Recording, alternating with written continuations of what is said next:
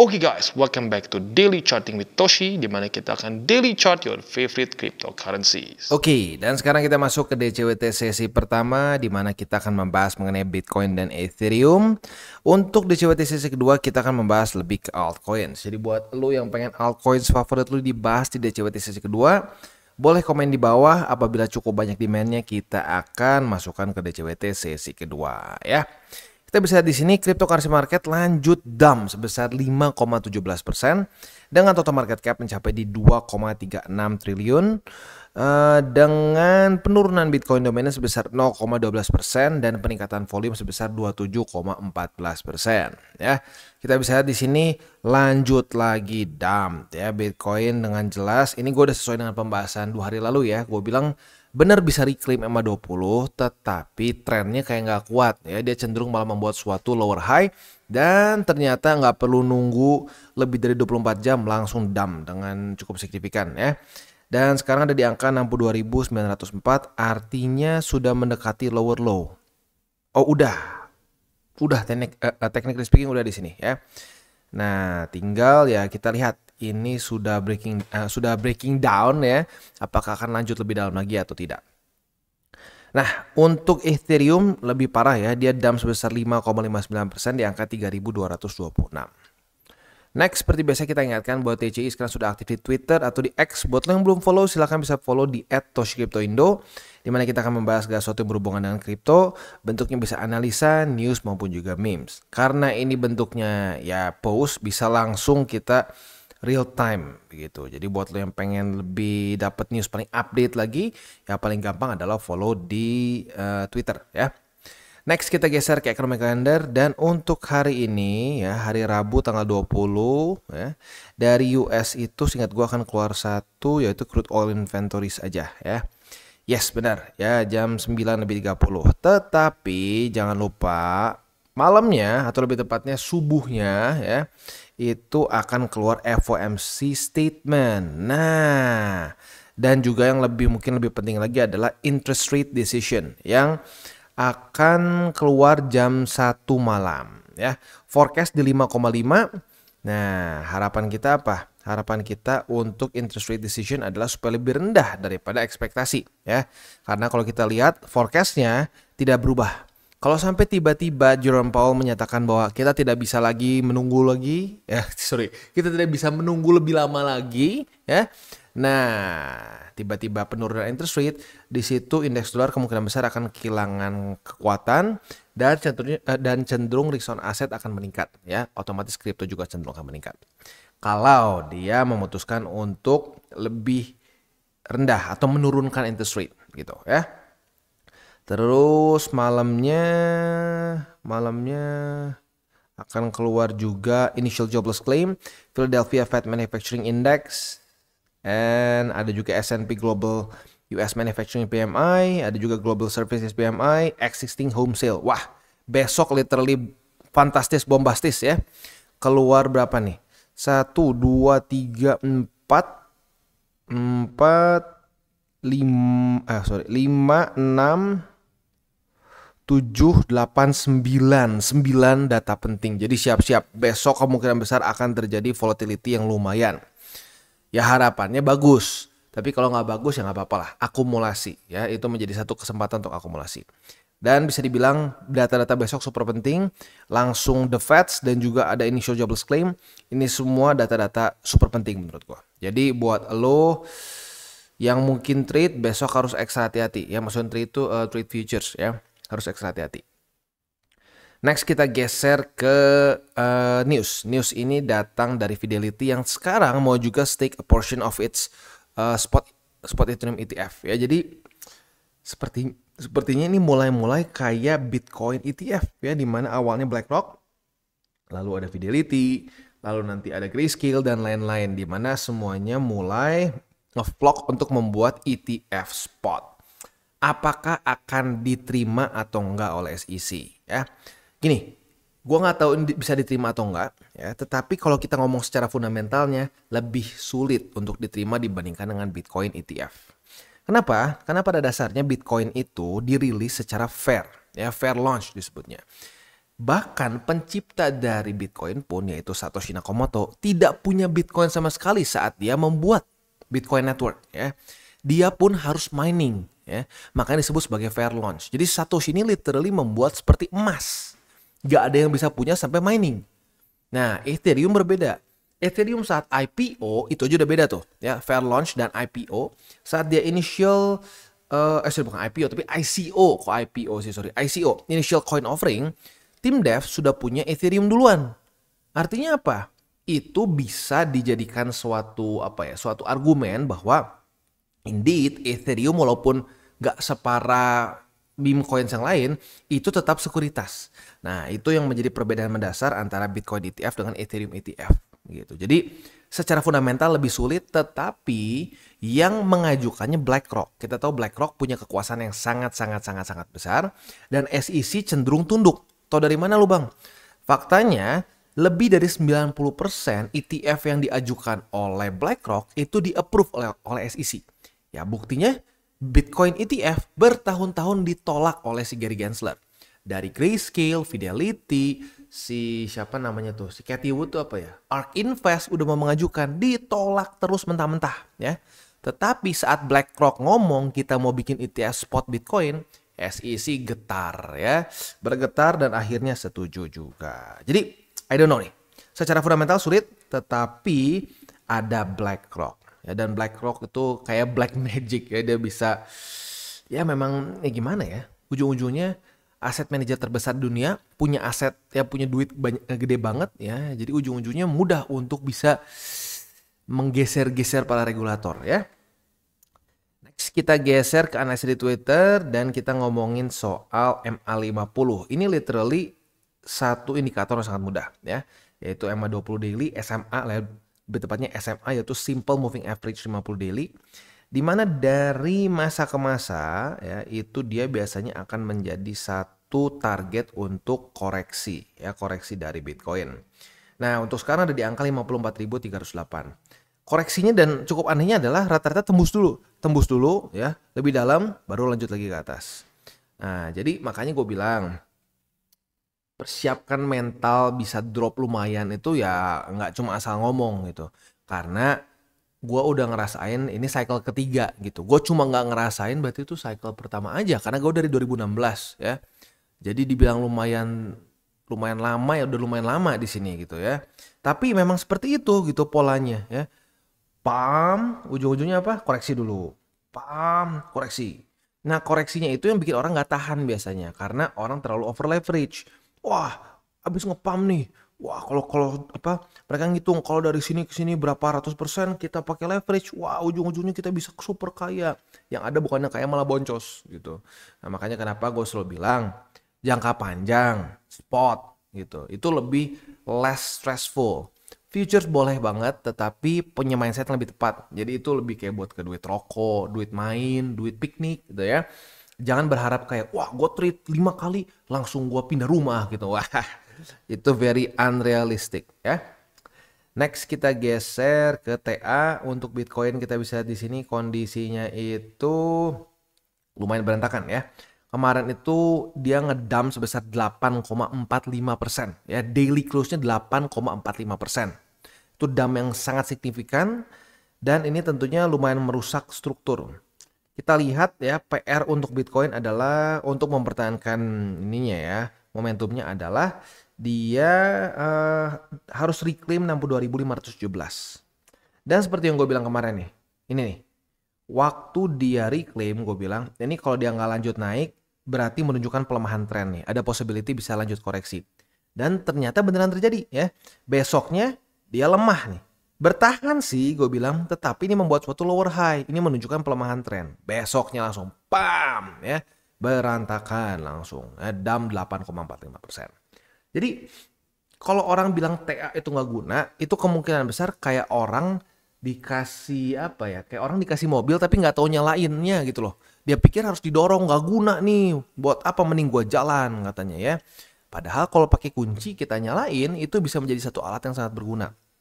Makanya jangan salahkan alatnya. Kalau sampai lu nggak bisa pakai dengan benar, salahkan diri lu gitu. Pelajari lebih dalam gitu ya. Nah, sekarang kalau kita lihat di sini secara struktur ya lumayan berantakan. Kalau sampai dia reject lagi oleh 62.500-an ya siap-siap possibility untuk lanjut lebih dalam itu semakin besar ya. Ya intinya kan gue udah bilang dari DCOT kemarin-kemarin persiapkan mental Bitcoin bisa drop dengan cukup signifikan. Ada aja yang masih bilang so tau lu wah nggak mungkin lah Bitcoin sekarang Pak Monli cuma bull market, sadar bang. Lu yang sadar gitu karena bull market pun koreksi puluhan persen tuh masih sangat normal. Kalau lu merasa bahwa bull market tuh cuma ngepam aja berarti lu belum pernah ngerasain satu cycle gitu. Karena pada faktanya ya, even in a bull market, koreksi sampai 30%, 20% tuh normal dari cycle ke cycle gitu. Jadi ya buat yang baru jangan terlalu panik ya, terus akumulasi dan jangan over leverage. Itulah penyakit terbesar lah gitu. Kalau udah pakai dua itu di combine, uang panas, over leverage itu hancur aja ya. Next kita geser ke indeks dolar. Untuk indeks dolar jadi kita bisa lihat di sini kondisinya menguat lagi. MA200 ketembus ya. Jadi sekali lagi juga nih buat yang masih ngomong indeks dolar nggak ngaruh bang. Voila ya. Dia rally, apa yang terjadi? Risk on asset seperti kripto drop begitu ya. Nggak selalu, tapi korelasinya seperti itu. Gitu loh. Korelasi tuh kayak gini loh. Lu ngelihat awan tuh mulai gelap gitu ya, terus mulai dingin suhunya, angin sepoi-sepoi. Nah, itu korelasi lah gitu. Kalau dia hujan, kemungkinan besar ya hujan gitu loh, ke bawah. Tapi pasti nggak ya enggak, tapi probability-nya besar gitu loh. Jadi treat TA itu sebagai weather forecast deh ya. Kalau udah benar nge-treatnya harusnya lebih profitable ya. Kalau lo treatnya ini kayak kalkulator, jebol biasanya ya. Oke, jadi kurang lebih seperti itu. Selanjutnya kita akan geser ke buy limit ya. Tetapi sebelum kita masuk ke buy limit seperti biasa gue akan disclaimer bahwa semua konten dari TCI bukanlah financial advice. Ini semua bentuknya adalah edukasi ya. Dan kalau ada yang mengaku dari TCI minta-minta duit gitu ya, bisa minta duit buat urusan trading, bisa minta duit buat grup VIP. No, ya kita nggak pernah buka grup VIP, kita nggak pernah buka trading berjemaah atau apalah namanya ya, nggak tahu.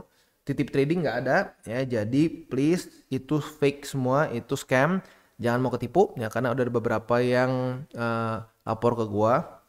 Biasa bull market ya banyak scammer, jadi hati-hati. Cara untuk mendukung TCI simple banget, cuma lu bisa antara ya share video kita ke orang-orang yang mungkin masih belum ngerti kripto ya, atau bisa menggunakan link referral kita di bawah yang optional, nggak harus, tapi kalau lu merasa terbantu dengan konten kita gitu, lu ingin membuat TCI lebih besar, ya silakan bisa menggunakan link referral kita di bawah ya. Sekali lagi optional. Oke, sekarang kita akan dengar dulu pesan-pesan dari sponsor kita pada hari ini. Oke, today's video is brought to you by Bybit. Dimana di Bybit ini kita bisa melakukan berbagai macam hal ya, mulai dari yang newbie sampai yang sudah advance. Buat mungkin lo merasa bahwa aduh bang, gue masih nggak ngerti nih TA, gue masih nggak ngerti charting dan seterusnya, tapi pengen akumulasi, pengen DCA murni, bisa lo tinggal masuk ke sini one click buy, dimana lo bisa pilih lo mau pakai apa ya fiatnya, lo tinggal pilih juga asetnya apa ya. Misalkan lo pengen akumulasi BTC, misalkan setiap hari Senin jam 7 pagi, misalkan gue pengen akumulasi BTC sebesar Rp100.000 misalkan ya, lu bisa langsung lakukan di sini. Bisa peer to peer, bisa Dana, Bank BRI dan lain-lain. Ini gila ya, bisa pakai BCA Mobile dan seterusnya. Jadi Bybit ini memang cocok banget buat orang-orang yang tinggal di Indo ya, bisa langsung pakai bank-bank yang memang sudah biasa kita pakai di Indo ya. Nah, buat yang intermediate sampai advance juga di sini ada spot, dan juga ada leverage tokens, dan tentu juga ada derivatives trading, di mana kita bisa menggunakan kontrak yang USDT maupun USDC. Jadi di sini lo bisa pakai USDC ya, karena nggak semua exchanger bisa menerima untuk futuresnya pakai USDC ya. Dan tentunya juga lo bisa earning bunga juga dari kripto lo dan lain-lain. Dan tentu juga di sini kita bisa melakukan copy trade ya, di mana copy trade dari Bybit ini sudah cukup terkenal ya, dan kita bisa mendapatkan keuntungan juga. First copy trade kita bisa ada protection 100 USDT loss coverage ya, dan seterusnya ya. Jadi buat lo yang tertarik bisa silakan pakai, klik di link referral kita di bawah. Dan kita masuk ke Bitcoin. Untuk Bitcoin buy limitnya otomatis berantakan ya. Buy limit pertama tembus, kedua tembus, ketiga tembus ya. Jadi untuk sekarang Ya walaupun buy limit ketiga sekarang sedang diusahakan di reclaim, untuk sekarang buy limit pertama kita geser dulu aja ke MA50, yaitu di angka 56.627. Buy limit kedua di angka 52.176 dan buy limit ketiga di 50.750. Itu untuk posisi spot di Bitcoin. Untuk posisi futuresnya ini sudah terjadi retest pertama nih di angka 62.517. Apabila besok pagi daily close-nya di bawah dari 62.517, kita bisa set up posisi short ya. Pasang limit posisi short, terjadi retest kedua otomatis kebuka.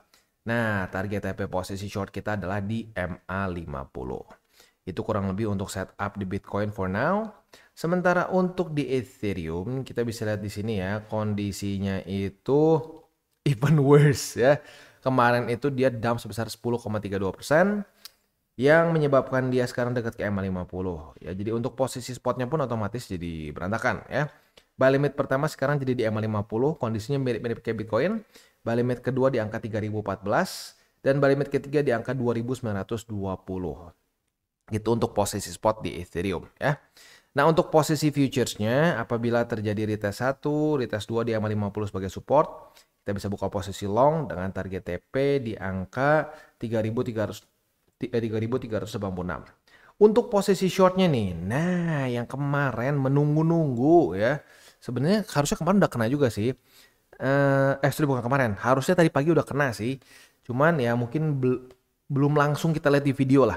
Retest 1, retest 2 di 3.639. Posisi short kita kena target TP bahkan tembus signifikan. Jadi kita itu sebenarnya sudah mengantongi profit kemarin tuh berapa sih? Coba kita cek ya. Profitnya itu sebesar 6,7%. Not bad at all ya. Itu untuk posisi short Ethereum kita. Oke, jadi kurang lebih seperti itu. Secara struktur mulai berantakan ya, mulai membuat suatu lower low dan koreksi yang ditunggu-tunggu akhirnya terjadi juga. Gue ingatkan sekali lagi, apalagi buat lu yang masih baru di dalam dunia kripto. Kripto itu waktu ngepump itu suka nggak tahu diri ya. Saat ngepump nggak tahu diri, jangan lupa koreksinya juga cenderung akan menyeramkan atau tidak tahu diri juga gitu. Jadi jangan sampai panik. Oh, tapi bang, ini koreksinya udah dalam.